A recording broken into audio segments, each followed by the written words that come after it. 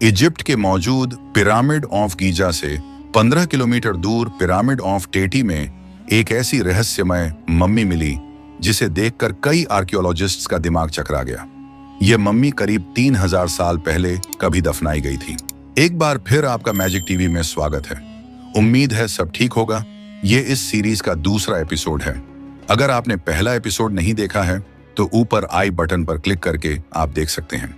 मिस्र के मशहूर आर्कियोलॉजिस्ट जाही हवास पिरामिड ऑफ टेटी में मम्मी की रहस्यमयी खोज के लिए निकल पड़ते हैं। जब वह टेटी के पिरामिड के पास पहुंचते हैं तो उन्हें जमीन के नीचे एक ऐसा रहस्यमय सुरंग मिलता है जिसे 3000 साल पहले मिट्टी और पत्थर डालकर सील कर दिया गया था। जब खुदाई शुरू की जाती है और इस सुरंग को साफ किया जाता है तो इसके नीचे कुछ ऐसा सामने आता है जिसे पिछले 3000 सालों में कभी किसी ने नहीं देखा था। यह खोज न सिर्फ इतिहास के पर्दे को हटा रही थी बल्कि एक रहस्य की ओर इशारा कर रही थी जो आज तक अनसुलझा था। यह साक्कारा नेक्रोपोलिस गिजा के पिरामिड से 15 किलोमीटर दूर है और इसके आसपास ही प्राचीन मिस्र का बुरियल ग्राउंड भी है। बरियल ग्राउंड वह जगह होती है जहां मृतकों को दफनाया जाता है। डॉक्टर जाही हवास को यह सुरंग यहीं मिली थी। यहां आर्कियोलॉजिस्ट्स को दफनाए गए आर्टिफैक्ट्स, मम्मी और पैपायरस भी मिले हैं जिनसे हमें मिस्र की जीवन शैली के बारे में बहुत कुछ जानने को मिला है। डॉक्टर जाही हवास और उनकी टीम को कुछ ऐसे कोफिन्स मिले जिन्होंने प्राचीन मिस्र वासियों की जीवन शैली और तकनीक के बारे में कई हैरान करने वाले राज उजागर किए। जब डॉक्टर जाही हवास अपनी खोज में आगे बढ़े तो उन्हें जमीन में छिपी हुई एक रहस्यमय सुरंग का पता चला। इस सुरंग को रेत और पत्थरों से सील किया गया था, जैसे किसी प्राचीन रहस्य को समय और प्रकृति के हाथों सुरक्षित रखा गया हो। यह सुरंग इस बात का इशारा देती रही थी कि इसके नीचे कुछ बहुत ही महत्वपूर्ण चीजें दफन पड़ी हैं जो हजारों सालों से छुपी हुई हैं। ऐसी आर्कियोलॉजिकल साइट्स पर हर कदम पर बेहद सतर्कता से काम किया जाता है, जैसे हाथों से धीरे धीरे खुदाई की जा रही हो ताकि किसी भी महत्वपूर्ण हिस्से को नुकसान न पहुंचे। यहां सिर्फ 50 कामकाजी श्रमिकों की एक छोटी सी टीम को इस ऐतिहासिक खजाने की खुदाई का काम सौंपा गया था। यह सुरंग इतनी गहरी थी कि हर रोज 6 टन मलबा निकालने के बाद भी हर एक पल में एक नया रहस्य खुलता सा लगता था। डॉक्टर जाही हवास की टीम को पूरे 18 हफ्तों की खुदाई के बाद 50 फीट जमीन के नीचे आर्कियोलॉजिकल टीम को यह कुछ ऐसा मिला जो शायद उनकी उम्मीदों से काफी ज्यादा था। 40 टन वजन का एक लाइमस्टोन से बना सॉर्कोफेगस। सॉर्कोफेगस एक कफिन होता है जिसमें मम्मी को रखा जाता था और वह मम्मी खजाने के साथ किसी महत्वपूर्ण व्यक्ति की होती थी जिसका दर्जा प्राचीन मिस्र के किसी राजा या देवता से कम नहीं होता था। और यह सॉर्कोफेगस मिलना एक आश्चर्य से कम नहीं था। डॉक्टर जाही हवास ने अंदाजा लगाया कि इसके अंदर जो कुछ भी है उसे कम से कम 3000 साल पहले बंद किया गया था। लेकिन वह सोच रहे थे कि इसके गहरे तल तक पहुंचने में आर्कियोलॉजिकल टीम को इतने हफ्ते लग गए तो आखिरकार प्राचीन मिस्रवासी 40 टन वजन के 5 जेसीबी के वजन के बराबर इस सॉर्कोफेगस को कैसे पहुंचाए होंगे। इसके ढक्कन को खोलने की तैयारी चल ही रही थी कि अचानक सबकी नजर एक गड्ढे पर पड़ी। सभी लोग इसका निचला ढक्कन हटाकर डॉक्टर जाही हवस को दिखाया तो ये देखते ही डॉक्टर जाही हवस का माथा ठनका। क्या यह पहले भी खोला गया था? उनकी सोच में एक ताजगी आई और उन्होंने अंदाजा लगाया कि यह गड्ढा किसी और ने खोदा होगा। सवाल उठते हैं कि ये वे लोग कौन हो सकते थे? क्या यह आर्कियोलॉजिस्ट जैसे पेशेवर थे या फिर खतरनाक चोरों का कोई गिरोह? शायद चोरों ने इसके अंदर छुपा खजाना लूट लिया हो और जैक की मदद से जब इसका ढक्कन खोला गया तो कुछ और ही रहस्य सामने आया। इसके अंदर ना ही कोई मम्मी बची थी और ना ही कोई खजाना, सिर्फ चंद हड्डियां और मलबे के टुकड़े पड़े हुए पाए गए। इसमें खजाने का न होना इस बात की साफ निशानी थी कि यहां चोरों ने कभी हमला किया था। लेकिन जब यह सोचा गया कि लगभग 50 फीट की गहराई में 40 टन वजन के पत्थर के ढक्कन को मॉडर्न इक्विपमेंट्स से ही खोलने में इतनी मेहनत लगी तो उस दौर में चोर उस तक कैसे पहुंचने में कामयाब हुए होंगे। एक्सपर्ट्स का कहना है कि चोरी करने वाले वही लोग थे जिन्होंने उस मम्मी को यहां रखा था, क्योंकि उन्हीं लोगों को मालूम था कि इसके अंदर ढेर सारा खजाना है और उन्होंने ढक्कन कैसे खोला और चोरी कैसे की ये सिर्फ वही जान सकते थे। इस अद्भुत सॉर्कोफेगस के बारे में जानकर आप हैरान रह जाएंगे। यह पत्थर करीब 4 मीटर लंबा और 1.5 मीटर चौड़ा था और इसका वजन एकदम भारी 40 टन। यह सार्कोफेगस खास तरह के लाइमस्टोन से बना था, जिसे न्यू इजिप्शियन किंगडम के लक्सर की पहाड़ियों से लाया गया था।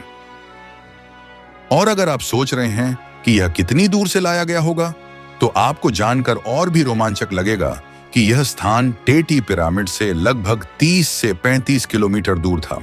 अब बात करते हैं इसके अंदर की मम्मी की। जैसा कि हम पहले भी बता चुके हैं, इस प्रकार के सार्कोफेगस में हमेशा कोई महत्वपूर्ण व्यक्ति दफनाया जाता है, और डॉक्टर जाही हवास का कहना भी यही था कि इसके अंदर जो मम्मी रखी गई थी वह भी कोई खास और महत्वपूर्ण शख्सियत थी। क्या आप अनुमान लगा सकते हैं कि उस समय के महान व्यक्ति को कौन हो सकता है? अब आर्कियोलॉजिस्ट ये सोच रहे थे कि इस बड़े और वजनी पत्थर को इतनी गहराई तक कैसे लाया गया था, और जैसे ही डॉक्टर जाही हवास ने गहराई से देखा तो और नए राज सामने आए। उन्होंने एक छेद नोटिस किया जहां एक खाली जगह थी। इस खाली जगह में एक्सपर्ट को एक नई थ्योरी देने पर मजबूर कर दिया। उनका मानना है कि प्राचीन इजिप्शियंस ऐसे वजनी वस्तु को नीचे तक भेजने के लिए एक नहीं बल्कि 2 सुरंगें खोदते थे। एक सुरंग में मिट्टी भरकर उसके ऊपर सार्कोफेगस को रख दिया जाता था, और वह वजन से मिट्टी में जगह बनाती हुई दूसरी सुरंग में जमा होती जाती थी, और ऐसे सार्कोफेगस धीरे धीरे करके नीचे धकेला जाता था। है ना यह एक जीनियस तकनीक? और इस जीनियस तकनीक की मदद से प्राचीन इजिप्शियंस भारी भरकम वजन भी बिना किसी क्रेन या टूल्स की मदद से नीचे लेकर जा सकते थे। सकारा नेक्रोपोलिस के आसपास बेरियल सुरंग में डॉक्टर जाही हवास को जमीन से करीब 36 फीट नीचे एक छोटे बच्चे का काफिन भी मिला। यह काफिन बड़ी महारत से लकड़ी के सिंगल पीस से बनाया गया था। काफिन पर बने बच्चे की शक्ल और इसके फेस कॉर्ड्स को देखकर अंदाजा लगाया गया कि शायद इसके अंदर 5-6 सालों की कोई फीमेल मम्मी है। इस पर बने हायरोग्लिफिक सिंबल्स को पढ़ने के लिए एक्सपर्ट्स की मदद ली गई, तो मालूम पड़ा कि यह भी 3550 साल पहले दफनाई गई थी। कॉफिन पर हुआ जबरदस्त डेकोरेशन का काम देखकर यह अंदाजा लगाया गया कि इसके पेरेंट्स किसी पैसे वाले खानदान से थे, जिन्होंने अपने बच्चे को मम्मीफाइड करके बेहतरीन क्वालिटी की लकड़ी से उसका कॉफिन बनवाया था। और उस कॉफिन को डायरेक्टली खोलने से अच्छा था इसका एक्सरे कराने का, कि कहीं कॉफिन टूट ना जाए। इसी वजह से पहले इसको खोले बिना इसका एक्सरे कराने का फैसला किया गया। पहला एक्सरे स्कैन जब कंप्यूटर स्क्रीन पर जाहिर हुआ तो उसमें कुछ अजीब मंजर देखने को मिला।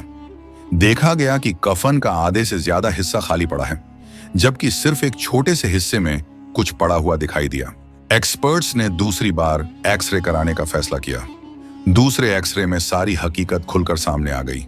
यह 5 नहीं बल्कि सिर्फ 9 महीने के बच्चे की मम्मी लग रही थी।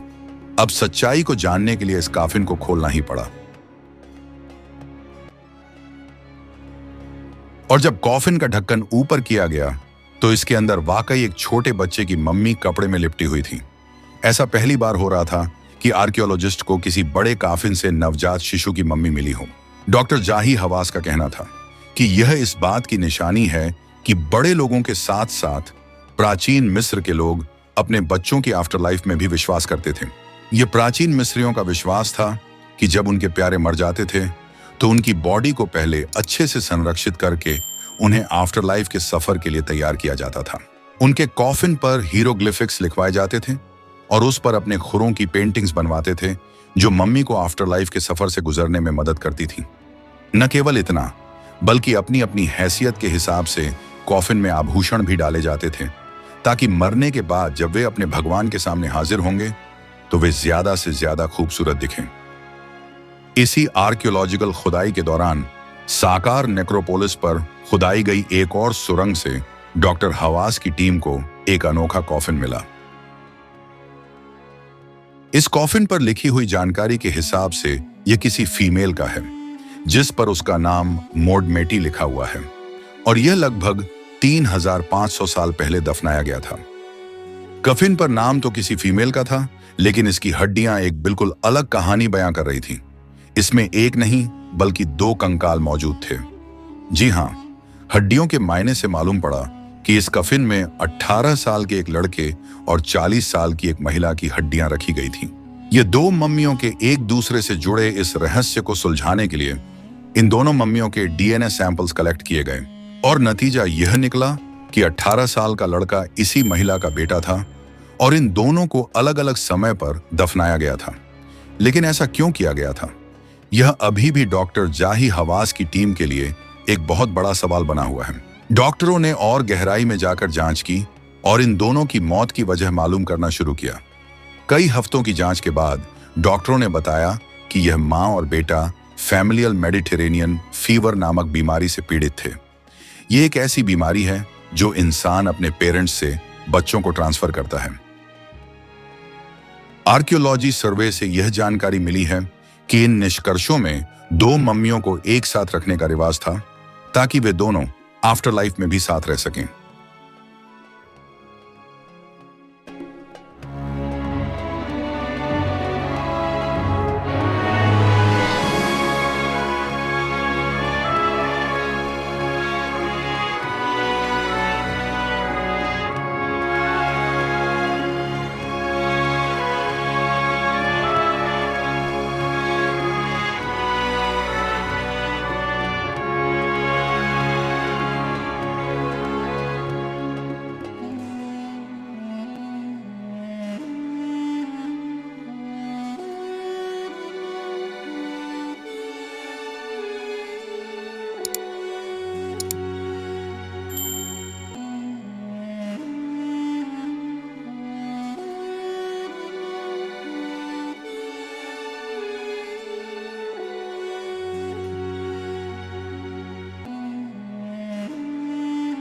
उम्मीद है कि मैजिक टीवी का यह वीडियो आपको पसंद आया होगा।